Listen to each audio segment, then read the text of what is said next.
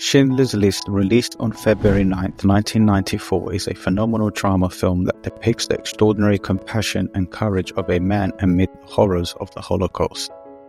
Directed and produced by Steven Spielberg and written by Steven Zaillian, the story revolves around a German businessman named Oskar Schindler, who is also a member of the Nazi Party. Based on his true story, Oskar Schindler, on arriving in Krakow, sees an opportunity to earn a great deal of profit by exploiting Jewish labor during the course of World War II.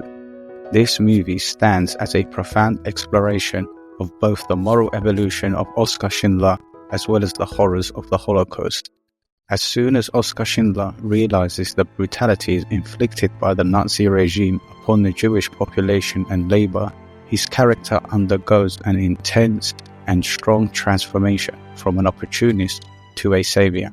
Forced by a strong sense of sympathy and moral responsibility, he puts his life and money in danger to save the lives of over 1,000 Jews, providing them with protection from deportation to concentration camps. He employs and provides shelter to them in his factories. He also collaborates with Itzhak Stur, his Jewish accountant. Together, they navigate the complexities of bureaucracy and deception to secure the safety of the Jewish workers. Despite facing immense personal risks and threats, Schindler uses his position and financial resources to shield his workers from oppression, displaying remarkable courage and humanity in the face of horrifying cruelty. The film covers the themes of conscience, sacrifice, strength, bravery, and above all, the spirit of humanity. It serves as a reminder of the tragic atrocities committed during the Holocaust, while also celebrating the capacity for goodness and hope that can be found even in the darkest of times. Cinematography and the portrayal of genocide. Ojciec Zygmunt Kamiński, a Polish cinematographer and director of film and television, has established a partnership with Steven Spielberg, working as a cinematographer on his films since 1993. The choice of Ojciec Kamiński, Zygmunt, and other crew to film in black and white for Schindler's List is a well-considered contextual decision that was strongly influenced by the stark historical photos and actual footage of the Holocaust, which was shot during that time. The genre brought forth a whole new storytelling possibility and helped achieve an element of realism and better authenticity. With this lack of color, the audience found itself an immediate participant in this Nazi-occupied Poland's harsh reality, and the degradation was impossible to avoid. The audience was forced to think and ponder over the true horror events that took place. Furthermore, the black and white cinematography intensified the film by adding dramatic tension and emotional climax where every particular scene was more moving because of this minimalism. Steven Spielberg skillfully used camera movements and angles to personalize the suffering of the Jews as a whole, thus enabling the audience to emphasize the tragedy and suffering of the Holocaust to bring out the sensory and emotional dimensions of the liquidation of the Krakow ghetto. This complex layering was achieved through cinematic vast techniques which made the viewers emphasize what the characters helped to visualize the tragedy and atrocity of the shown events. Spielberg, as director, makes an excellent use of handheld camera movement in the portrayal of a given scene. Shaky handheld shots and violent camera movement used by Spielberg represent the reality of the situation, which is confusion and destruction. Therefore, the audience is fully immersed in the evidence of the terror of the ghetto liquidation. The movements of cinema are designed to generate anticipation and to connect with the audience instantly to the extent of feeling like a part of the cast. When Spielberg uses low-angle shots, this is transmitted to both the power relation as well as the sensitivity of the Jewish figures. With the shooting from the bottom, Spielberg shows the dominance and prevalence of the Nazi soldiers taking on every inch of what they inhabit. The visual representation of the powerlessness of the Jews standing before armed soldiers symbolizes how they are treated brutally and reinforces the emotional gravity of the scene. However, some critics might argue that Spielberg's decision to shoot the movie in black and white, while intended to add historical authenticity, actually romanticizes the past, potentially diminishing and taking away the focus from the raw brutality of the genocide. Furthermore, the personalized focus through specific camera movements and angles might be seen as manipulative, directing the viewer's emotions rather than allowing a more authentic personal reaction to the events depicted. Additionally, it was considered as a diversion from the actual topic of the movie. Symbolic use of color. In Steven Spielberg's film Schindler's List, the girl in the red coat serves as a powerful symbol amidst the predominantly black and white cinematography.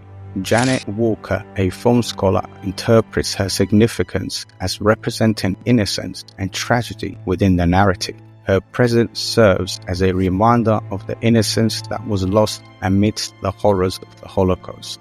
Her vulnerability and youth contrast sharply with the brutality and inhumanity of the events depicted in the film.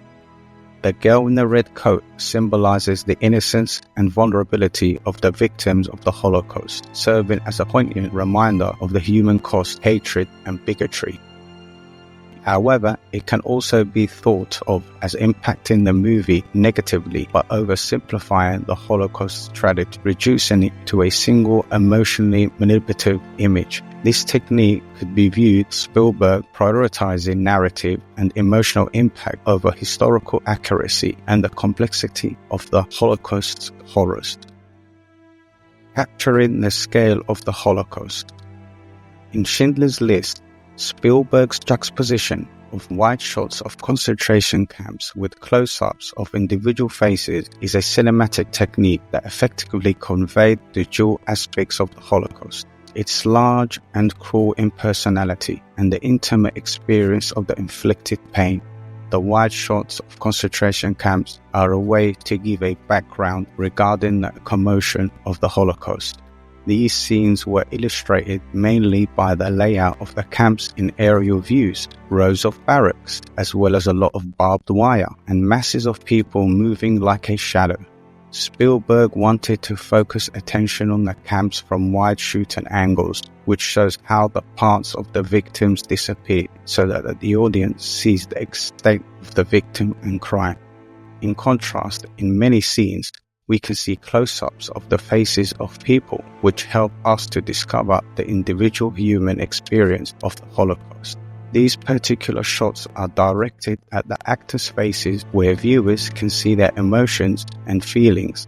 In this way, they can emphasize with the personal stories of characters and their struggles. By means of these extreme close-ups, Spielberg personifies the victims, bringing them out of the group of the expected faceless statistics and instead showing them as individuals with their hopes and fears as well as dreams.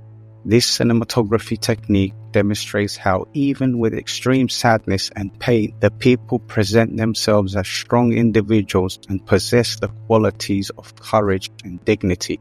Placing long shots of concentration camps and medium worried faces side by side create a powerful contrast between the nature of the Holocaust as both a vast event and an event that has affected individuals. Wide shots clearly show the scale and scope of the Holocaust, while the close-ups provide them with personalized, emphatic, and intimate angles of people who were affected by the genocide. Although critics argued that while Spielberg attempted to capture the Holocaust's enormity, the film inevitably fell short, focusing more on Schindler's story than on providing a comprehensive portrayal of the genocide. This focus could be seen as a limitation, potentially overshadowing the broader historical and systematic aspect of the Holocaust in favor of a more digestible heroic narrative. Schindler's transformation. In the beginning, Schindler, who is only inclined to his personal beliefs, undergoes a remarkable transformation that, motivated by love and understanding, pushes him to risk his fortune to save innocent people who had been once exploited by him. An integral part of Schindler's role is constantly being ambiguous, almost as if the character itself cannot explain exactly why it serves the story. However, the film does suggest that at least one of his initial incentives was obvious. Schindler did not have any alternatives to be passive and watch people he knew be sent to their death.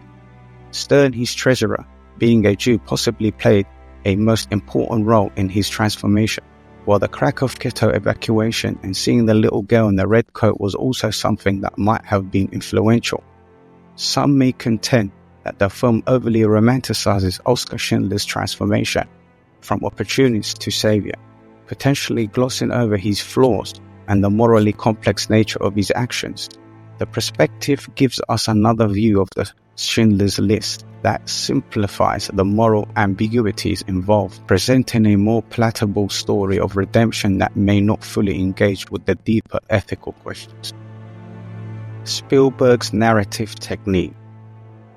Franciszek Mariniak's analysis of Spielberg's narrative structure in Schindler's List offers a valuable perception into how the film's pacing and composition serves to improve its depiction of the Holocaust and its impact on the character of Oskar Schindler. Firstly, Spielberg uses a methodical tempo, allowing the story to unfold slowly and gradually, and also allowing the audience to observe the gravity of the events depicted. The film begins with scenes of normalcy in Krakow before gradually transitioning into the increasingly oppressive and brutal reality of life under Nazi occupation. This gradual build-up of tension serves to involve and make the audience understand the historical context and perspective, as well as sets the stage for the atrocities that yet may to come. Much of Mariniak's downplay is also centered around Spielberg's depicting various visual motifs in this film to emphasize and reinforce the themes and symbols of the film. The image of the girl in a red coat is constantly being mentioned, presenting the notion of innocence and the fact that there is always something to hope for, while the constant repetition of the list is a symbol of small acts of brave resistance being put together to fight the evil. At the point when the movie was completed, the critics who agreed that Spielberg's technique of narration worked in creating a movie story. However, they put them to doubt, giving preference to emotional engagement over historical accuracy and complexity.